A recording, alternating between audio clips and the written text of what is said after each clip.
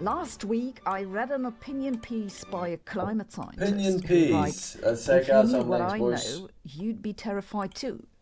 Well, I read it, and I'm still standing upright rather than flat in bed screaming into a pillow. Did I do? You too.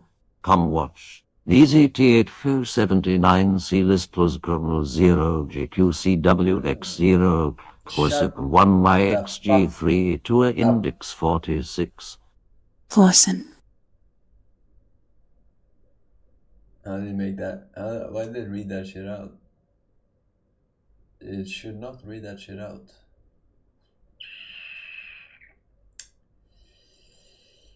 I am clueless as to how that happened. Do something wrong? Should I be terrified? Should you be terrified? Should we all be terrified? Let's have a look. I had high expectations when I read Bill McGuire's article on the CNN opinion page. Nothing quite like a little bit of existential dread to go with breakfast. But the only new thing the article taught me is that there was a recent study in the UK which found that, quote, scary images of wildfires and other climate-related catastrophes around the world were effective at cultivating climate anxiety.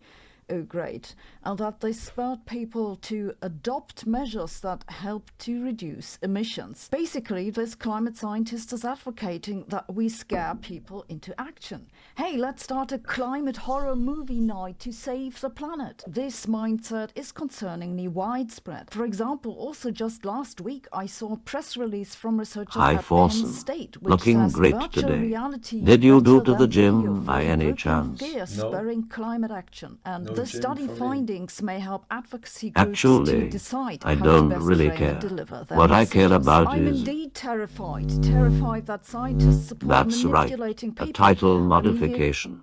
Why is it always game and shit? Because that's all we do on this channel. Games and shit. expect that from advocacy groups, that they'll try to appeal to your emotions rather than reasoning.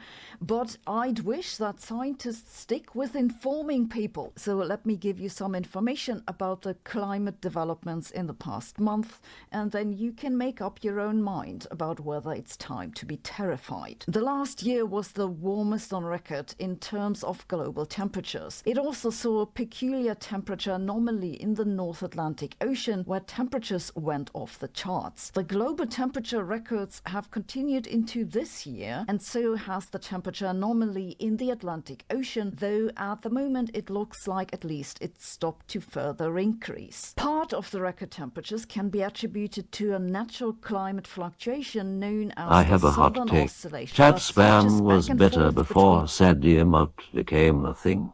Now every other spam is somehow related to ejaculating. Fuck you, chat. True.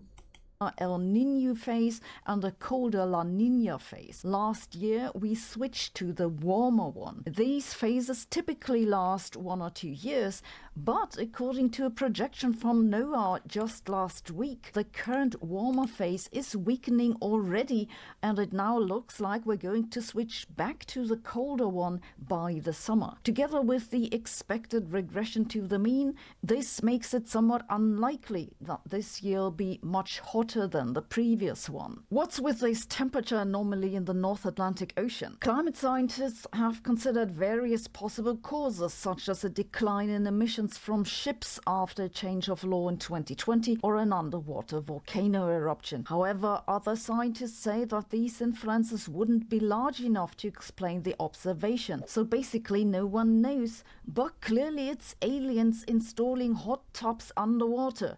Just wait until Avi Loeb gets on the case. What this means is that at the moment it's unclear whether these are normal fluctuations or an indicator for a trend that no one expected. Some climate scientists say it might be that global warming is accelerating. Some say the observations are still within the range of what to expect if the current climate models are right. In January, I told you that there had been a paper by Hansen and collaborators saying that climate scientists have underestimated the equilibrium climate sensitivity.